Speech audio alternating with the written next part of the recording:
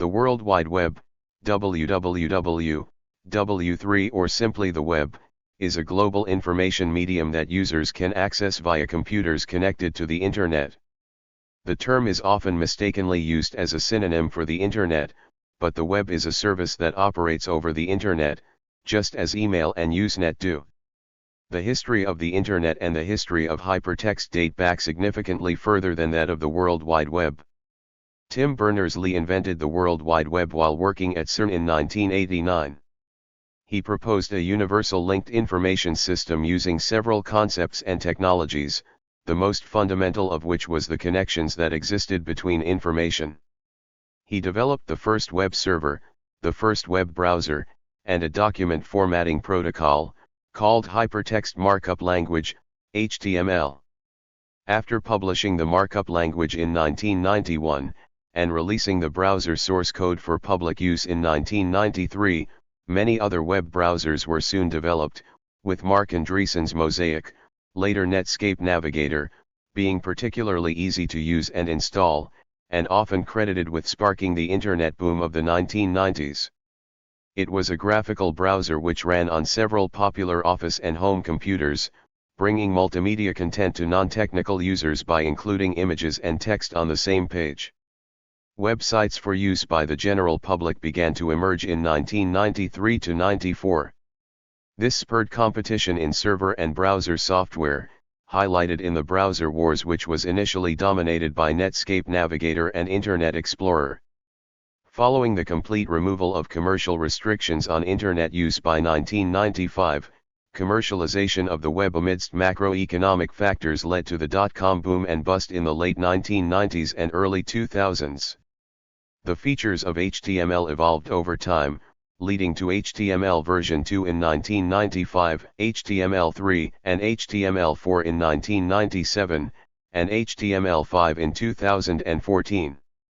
The language was extended with advanced formatting in cascading style sheets, CSS, and with programming capability by JavaScript.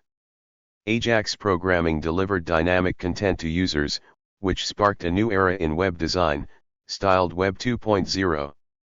The use of social media, becoming commonplace in the 2010s, allowed users to compose multimedia content without programming skills, making the web ubiquitous in everyday life. The underlying concept of hypertext as a user interface paradigm originated in projects in the 1960s, from research such as the Hypertext Editing System, HES, by Andries van Dam at Brown University, IBM Generalized Markup Language, Ted Nelson's project Xanadu, and Douglas Engelbart's Online System, NLS.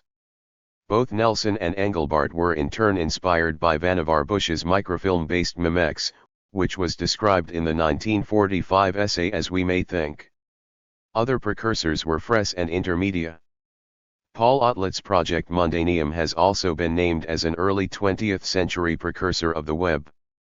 In 1980, Tim Berners Lee, at the European Organization for Nuclear Research, CERN, in Switzerland, built Inquire, as a personal database of people and software models, but also as a way to experiment with hypertext. Each new page of information in Inquire had to be linked to another page.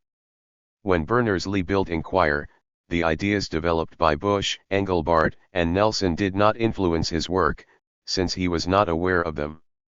However, as Berners Lee began to refine his ideas, the work of these predecessors would later help to confirm the legitimacy of his concept.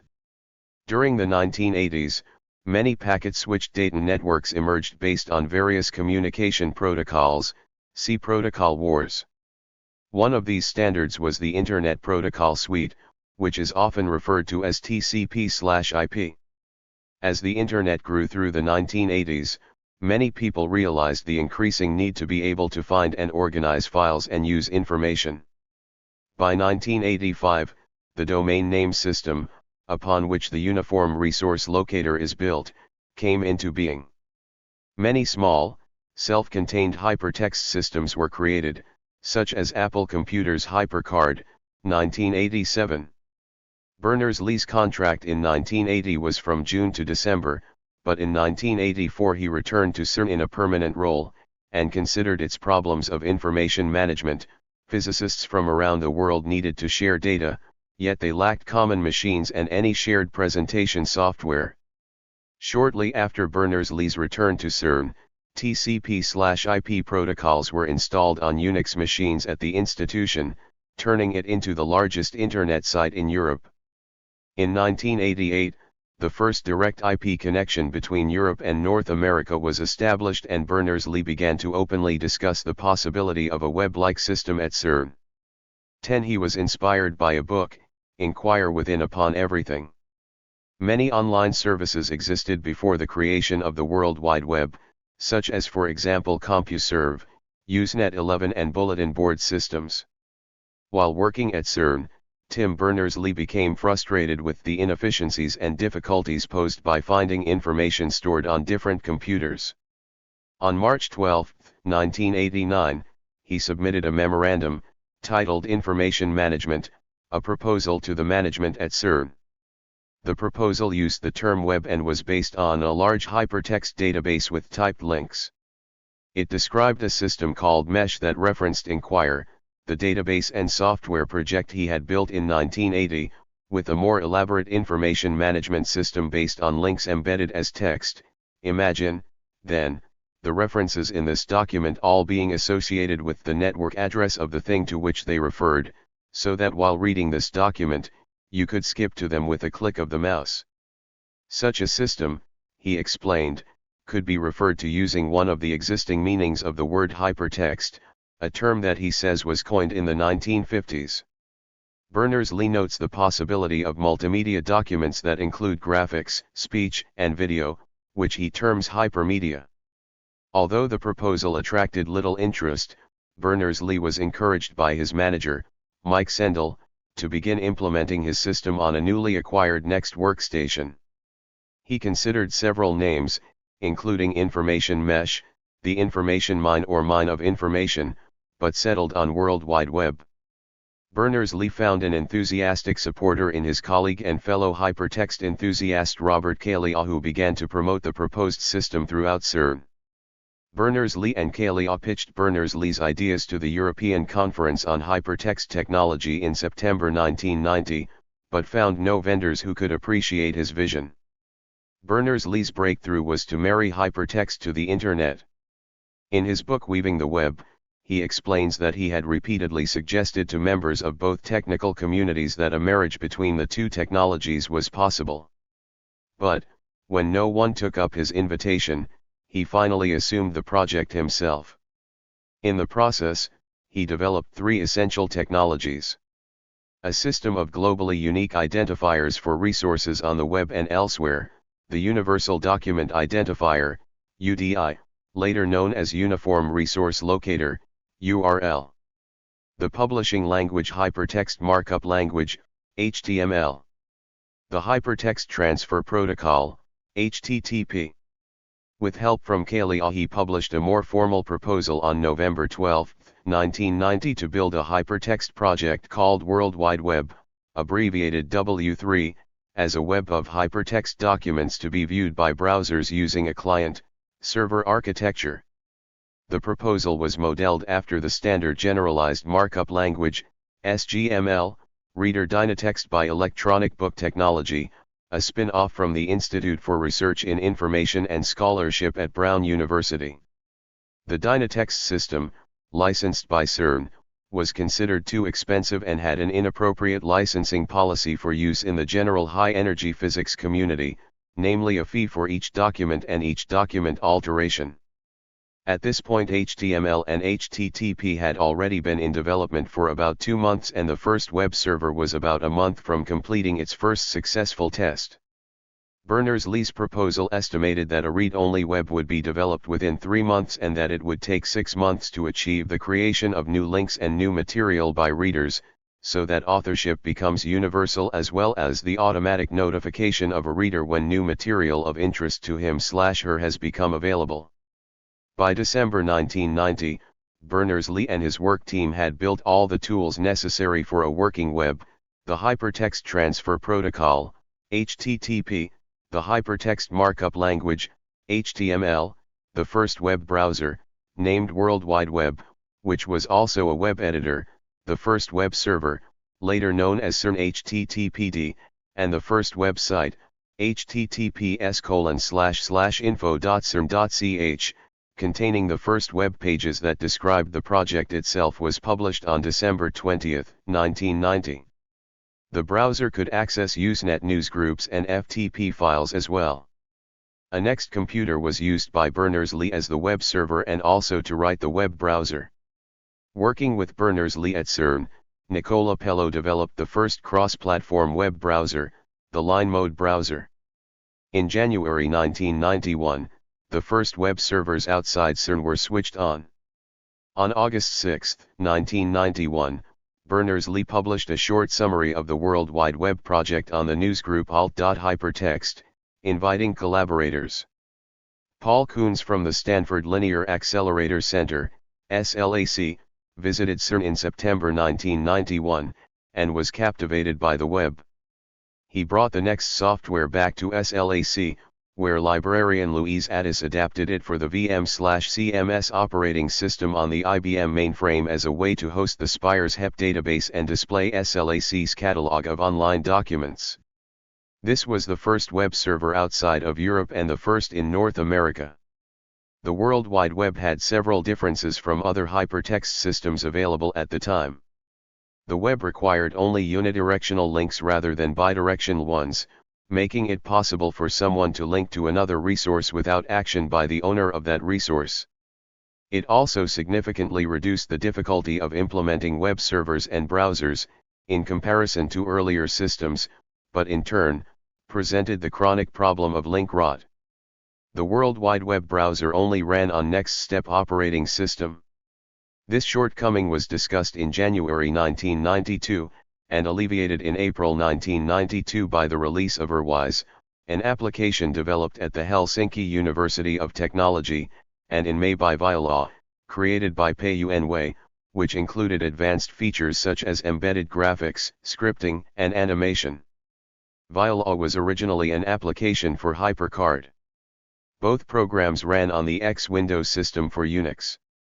In 1992, the first tests between browsers on different platforms were concluded successfully between buildings 513 and 31 in CERN, between browsers on the Next station and the X11 ported Mosaic browser.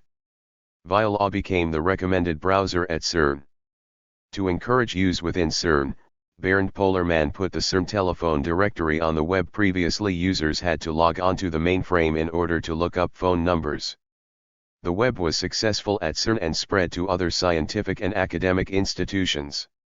Students at the University of Kansas adapted an existing text-only hypertext browser, Lynx, to access the web in 1992. Lynx was available on Unix and DOS, and some web designers, unimpressed with glossy graphical websites, held that a website not accessible through Lynx was not worth visiting. In these earliest browsers, images opened in a separate helper application.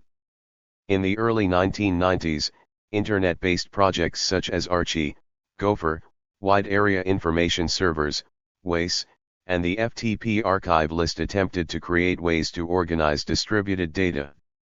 Gopher was a document browsing system for the Internet, released in 1991 by the University of Minnesota. Invented by Mark P. McCahill, it became the first commonly used hypertext interface to the Internet. While Gopher menu items were examples of hypertext, they were not commonly perceived in that way. In less than a year, there were hundreds of Gopher servers. It offered a viable alternative to the World Wide Web in the early 1990s, and the consensus was that Gopher would be the primary way that people would interact with the Internet. However, in 1993, the University of Minnesota declared that Gopher was proprietary and would have to be licensed. In response, on April 30, 1993, CERN announced that the World Wide Web would be free to anyone, with no fees due, and released their code into the public domain. This made it possible to develop servers and clients independently and to add extensions without licensing restrictions. Coming 2 months after the announcement that the server implementation of the Gopher protocol was no longer free to use, This spurred the development of various browsers, which precipitated a rapid shift away from Gopher. By releasing Berners Lee's invention for public use, CERN encouraged and enabled its widespread use. Early websites intermingled links for both the HTTP web protocol and the Gopher protocol, which provided access to content through hypertext menus presented as a file system rather than through HTML files. Early web users would navigate either by bookmarking popular directory pages or by consulting updated lists such as the NCSA What's New page.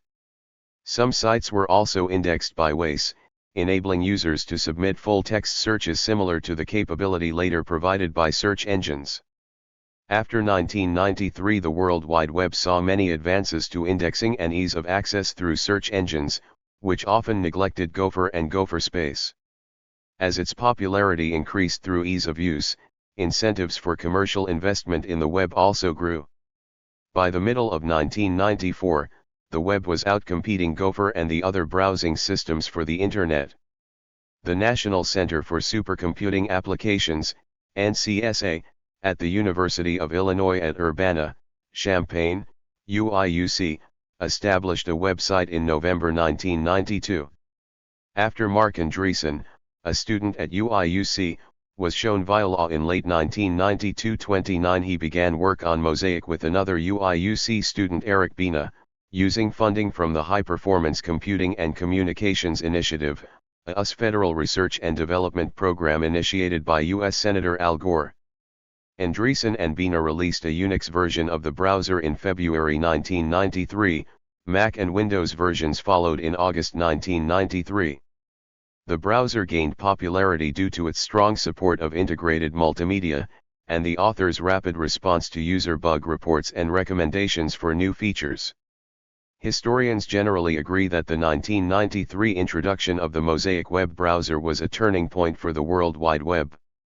Before the release of Mosaic in 1993, graphics were not commonly mixed with text in web pages, and the web was less popular than older protocols such as Gopher and WAIS. Mosaic could display inline images and submit forms for Windows, Macintosh, and X Windows. NCSA also developed HTTPD, a Unix web server that used the common gateway interface to process forms and server-side includes for dynamic content. Both the client and server were free to use with no restrictions. Mosaic was an immediate hit. Its graphical user interface allowed the web to become by far the most popular protocol on the Internet. Within a year, web traffic surpassed Gopher's.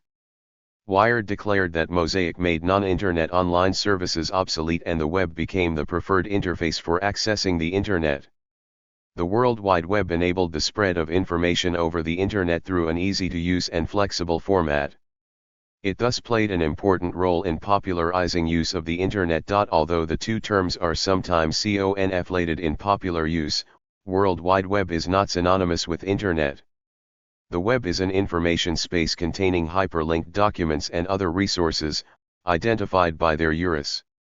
51. It is implemented as both client and server software using Internet protocols such as TCP/IP and HTTP.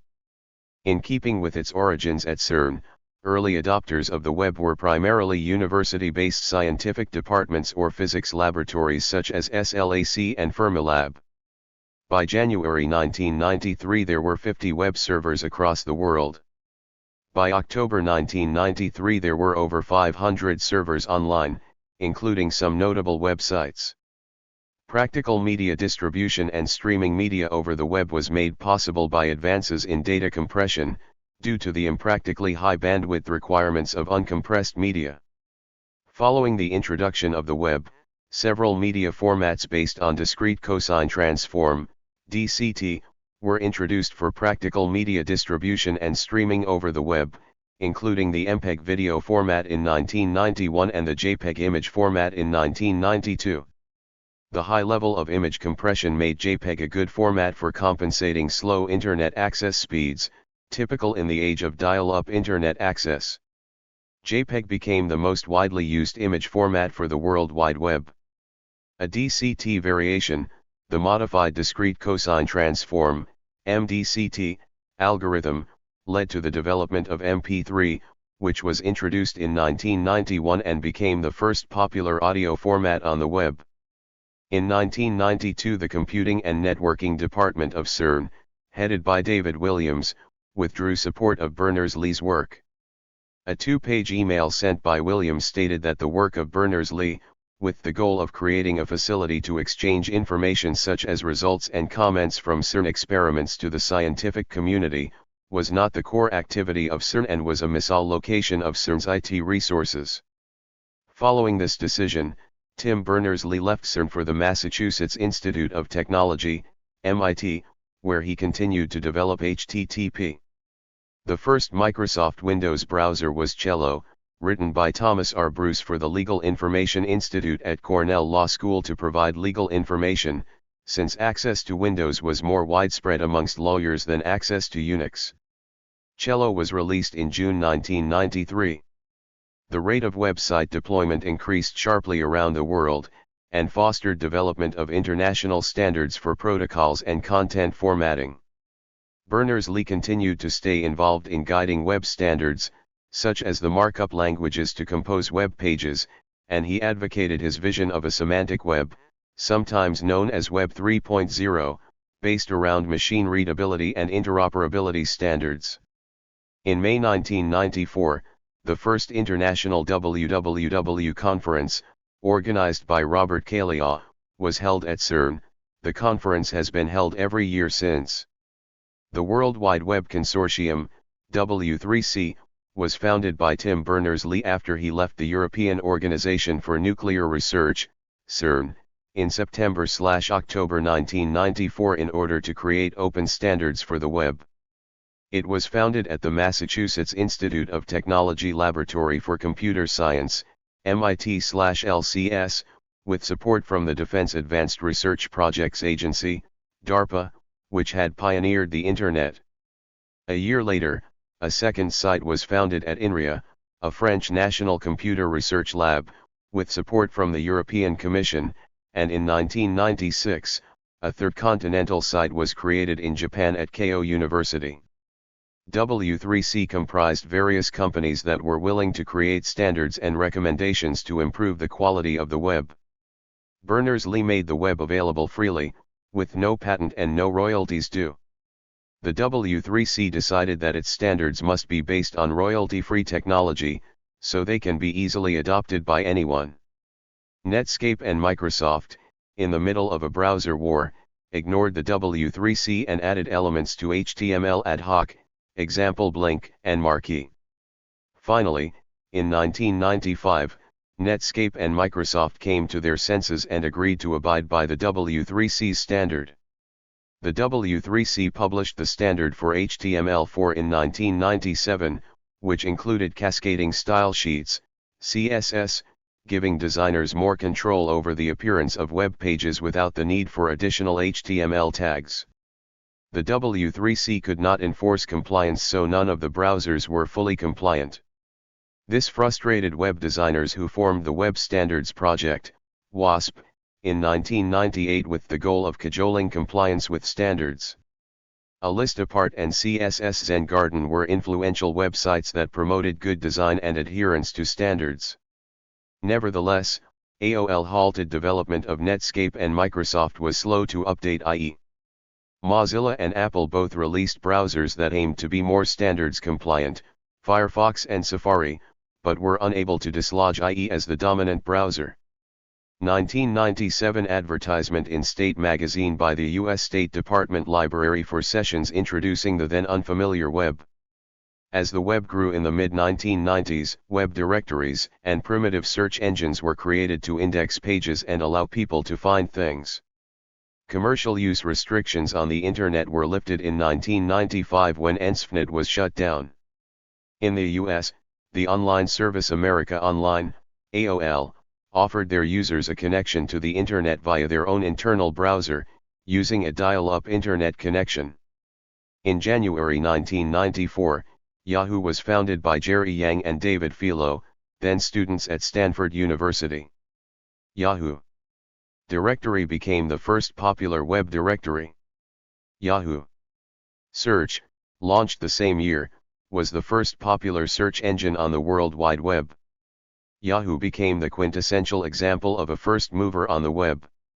Online shopping began to emerge with the launch of Amazon's shopping site by Jeff Bezos in 1995 and eBay by Pierre Omidyar the same year.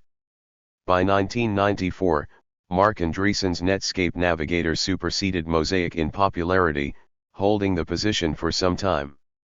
Bill Gates outlined Microsoft's strategy to dominate the Internet in his tidal wave memo in 1995. With the release of Windows 95 and the popular Internet Explorer browser, many public companies began to develop a web presence. At first, people mainly anticipated the possibilities of free publishing and instant worldwide information. By the late 1990s, the directory model had given way to search engines, corresponding with the rise of Google Search, which developed new approaches to relevancy ranking. Directory features, while still commonly available, became afterthoughts to search engines. Netscape had a very successful IPO, valuing the company at $2.9 billion despite the lack of profits and triggering the dot-com bubble. Increasing familiarity with the web led to the growth of direct web-based commerce, e-commerce, and instantaneous group communications worldwide. Many dot-com companies, displaying products on hypertext web pages, were added into the web. Over the next 5 years, over $1 trillion was raised to fund thousands of startups consisting of little more than a website. During the dot-com boom, many companies vied to create a dominant web portal in the belief that such a website would best be able to attract a large audience that in turn would attract online advertising revenue. While most of these portals offered a search engine, they were not interested in encouraging users to find other websites and leave the portal, and instead concentrated on sticky content. In contrast, Google was a stripped-down search engine that delivered superior results. It was a hit with users who switched from portals to Google. Furthermore, with AdWords, Google had an effective business model. AOL bought Netscape in 1998. In spite of their early success, Netscape was unable to fend off Microsoft. Internet Explorer and a variety of other browsers almost completely replaced it. Faster broadband internet connections replaced many dial-up connections from the beginning of the 2000s.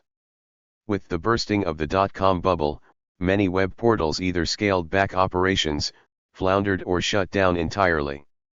AOL disbanded Netscape in 2003. Web server software was developed to allow computers to act as web servers.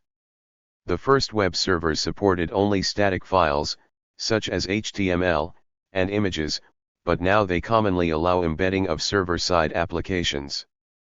Web framework software enabled building and deploying web applications. Content management systems, CMS, were developed to organize and facilitate collaborative content creation. Many of them were built on top of separate content management frameworks. After Robert McCool joined Netscape, development on the NCSA HTTPD server languished. In 1995, Brian Behlendorf and Cliff Skolnick created a mailing list to coordinate efforts to fix bugs and make improvements to HTTPD. They called their version of HTTPD, Apache. Apache quickly became the dominant server on the web. After adding support for modules, Apache was able to allow developers to handle web requests with a variety of languages including Perl, PHP, and Python. Together with Linux and MySQL, it became known as the LAMP platform. Following the success of Apache, the Apache Software Foundation was founded in 1999 and produced many open-source web software projects in the same collaborative spirit.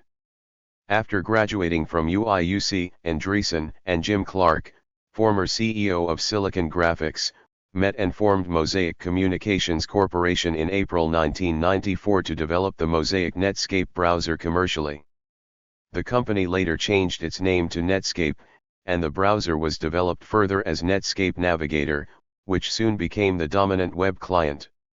They also released the NetSite Commerce web server, which could handle SSL requests, thus enabling e-commerce on the web. SSL became the standard method to encrypt web traffic. Navigator 1.0 also introduced cookies, but Netscape did not publicize this feature. Netscape followed up with Navigator 2 in 1995, introducing frames, Java applets, and JavaScript.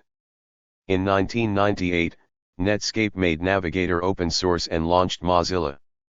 Microsoft licensed Mosaic from Spyglass and released Internet Explorer 1.0 that year and IE2 later the same year. IE2 added features pioneered at Netscape such as cookies, SSL, and JavaScript. The browser wars became a competition for dominance when Explorer was bundled with Windows. This led to the United States v. Microsoft Corporation antitrust lawsuit. IE3, released in 1996, added support for Java applets, ActiveX, and CSS. At this point, Microsoft began bundling IE with Windows. IE3 managed to increase Microsoft's share of the browser market from under 10% to over 20%. IE4, released the following year, introduced dynamic HTML, setting the stage for the Web 2.0 revolution. By 1998, IE was able to capture the majority of the desktop browser market. It would be the dominant browser for the next 14 years. Google released their Chrome browser in 2008 with the first JIT JavaScript engine, V8. Chrome overtook IE to become the dominant desktop browser in 4 years and overtook Safari to become the dominant mobile browser in 2. At the same time, Google open-sourced Chrome's codebase as Chromium. Ryan Dahl used Chromium's V8 engine in 2009 to power an event-driven runtime system, Node.js, which allowed JavaScript code to be used on servers as well as browsers. This led to the development of new software stacks such as Mean. Thanks to frameworks such as Electron, developers can bundle up Node applications as standalone desktop applications such as Slack. Acer and Samsung began selling Chromebooks, cheap laptops running Chrome OS capable of running web apps, in 2011. Over the next decade, more companies offered Chromebooks. Chromebooks outsold Mac OS devices in 2020 to become the second most popular OS in the world.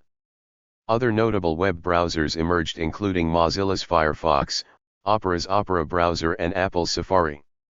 Web 1.0 is a retronym referring to the first stage of the World Wide Web's evolution, from roughly 1989 to 2004.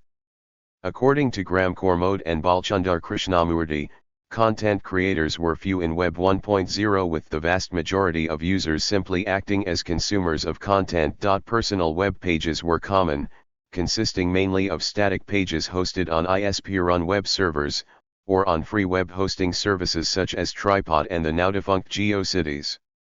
Some common design elements of a Web 1.0 site include static pages rather than dynamic HTML.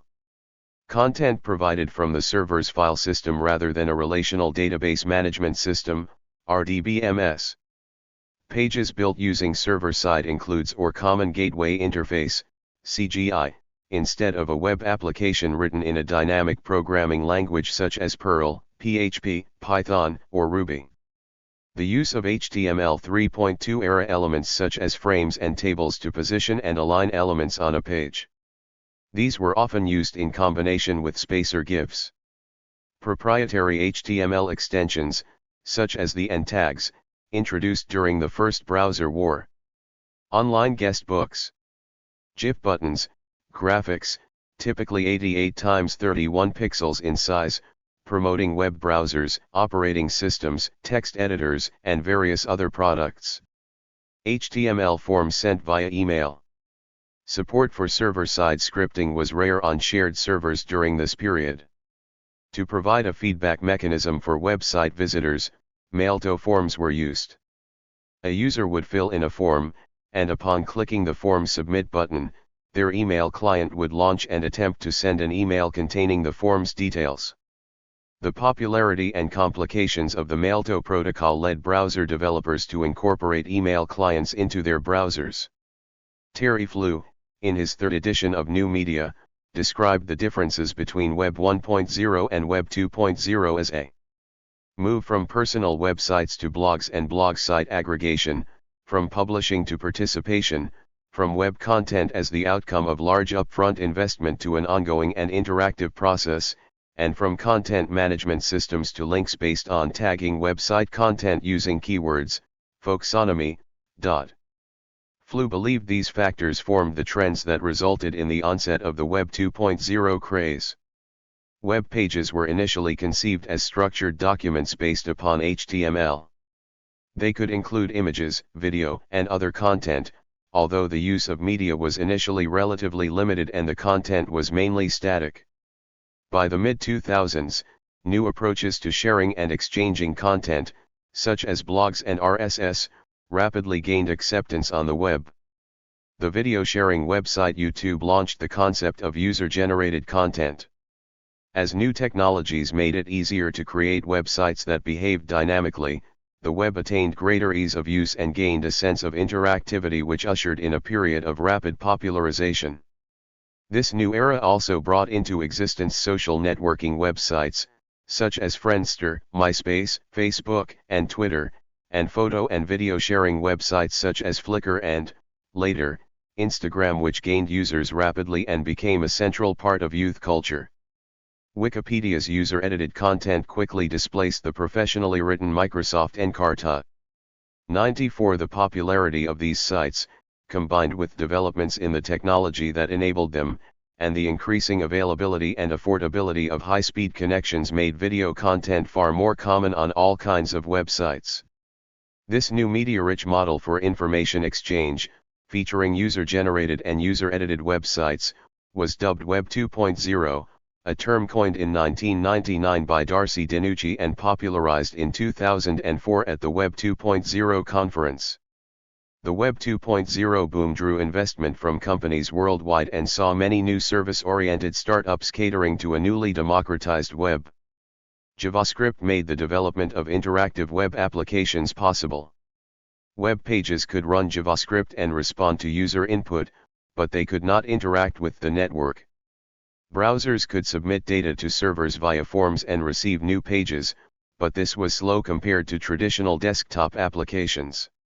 Developers that wanted to offer sophisticated applications over the web used Java or non-standard solutions such as Adobe Flash or Microsoft's ActiveX. Microsoft added a little-noticed feature called XML HTTP request to Internet Explorer in 1999, which enabled a web page to communicate with the server while remaining visible. Developers at Oddpost used this feature in 2002 to create the first Ajax application, a webmail client that performed as well as a desktop application. Ajax apps were revolutionary. Web pages evolved beyond static documents to full-blown applications. Websites began offering APIs in addition to web pages. Developers created a plethora of Ajax apps including widgets, mashups and new types of social apps. Analysts called it Web 2.0. Browser vendors improved the performance of their JavaScript engines and dropped support for Flash and Java. Traditional client-server applications were replaced by cloud apps. Amazon reinvented itself as a cloud service provider. The use of social media on the web has become ubiquitous in everyday life. The 2010s also saw the rise of streaming services, such as Netflix. In spite of the success of Web 2.0 applications, the W3C forged ahead with their plan to replace HTML with XHTML and represent all data in XML. In 2004, representatives from Mozilla, Opera, and Apple formed an opposing group, the Web Hypertext Application Technology Working Group, WHATWG, dedicated to improving HTML while maintaining backward compatibility. For the next several years, websites did not transition their content to XHTML, browser vendors did not adopt XHTML2, and developers eschewed XML in favor of JSON. By 2007, the W3C conceded and announced they were restarting work on HTML, and in 2009, they officially abandoned XHTML. In 2019, the W3C ceded control of the HTML specification, now called the HTML Living Standard, to WHATWG. Microsoft rewrote their Edge browser in 2021 to use Chromium as its code base in order to be more compatible with Chrome. The increasing use of encrypted connections, HTTPS, enabled e-commerce and online banking. Nonetheless, the 2010s saw the emergence of various controversial trends, such as internet censorship and the growth of cybercrime, including web-based cyber attacks and ransomware. Early attempts to allow wireless devices to access the web used simplified formats such as iMode and WAP. Apple introduced the first smartphone in 2007 with a full-featured browser. Other companies followed suit, and in 2011, smartphone sales overtook PCs. Since 2016, most visitors access websites with mobile devices, which led to the adoption of responsive web design. Apple, Mozilla, and Google have taken different approaches to integrating smartphones with modern web apps. Apple initially promoted web apps for the iPhone, but then encouraged developers to make native apps. Mozilla announced web APIs in 2011 to allow web apps to access hardware features such as audio, camera, or GPS. Frameworks such as Cordova and Ionic allow developers to build hybrid apps. Mozilla released a mobile OS designed to run web apps in 2012, but discontinued it in 2015. Google announced specifications for accelerated mobile pages, AMP, and progressive web applications, PWA, in 2015. AMPs use a combination of HTML, JavaScript, and web components to optimize web pages for mobile devices, and PWAs are web pages that, with a combination of web workers and manifest files, can be saved to a mobile device and opened like a native app.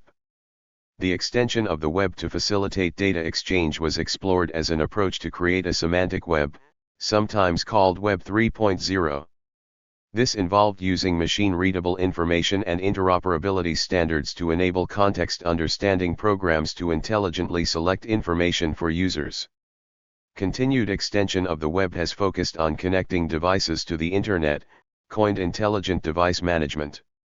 As Internet connectivity becomes ubiquitous, manufacturers have started to leverage the expanded computing power of their devices to enhance their usability and capability. Through Internet connectivity, manufacturers are now able to interact with the devices they have sold and shipped to their customers, and customers are able to interact with the manufacturer, and other providers, to access a lot of new content. This phenomenon has led to the rise of the Internet of Things, IoT, where modern devices are connected through sensors, software, and other technologies that exchange information with other devices and systems on the Internet. This creates an environment where data can be collected and analyzed instantly, providing better insights and improving the decision-making process.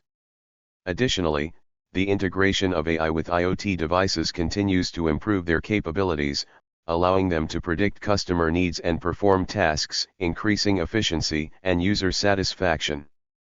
Web 3, sometimes also referred to as Web 3.0, is an idea for a decentralized web based on public blockchains, smart contracts, digital tokens, and digital wallets.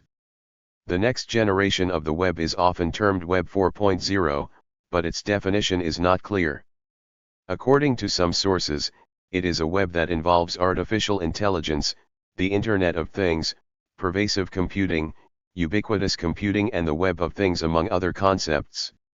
According to the European Union, Web 4.0 is the expected fourth generation of the World Wide Web. Using advanced artificial and ambient intelligence, the Internet of Things, trusted blockchain transactions, virtual worlds, and XR capabilities, digital and real objects and environments are fully integrated and communicate with each other, enabling truly intuitive, immersive experiences, seamlessly blending the physical and digital worlds. Historiography of the web poses specific challenges, including disposable data, missing links, lost content, and archived websites, which have consequences for web historians. Sites such as the Internet Archive aim to preserve content. Thank you for watching this video.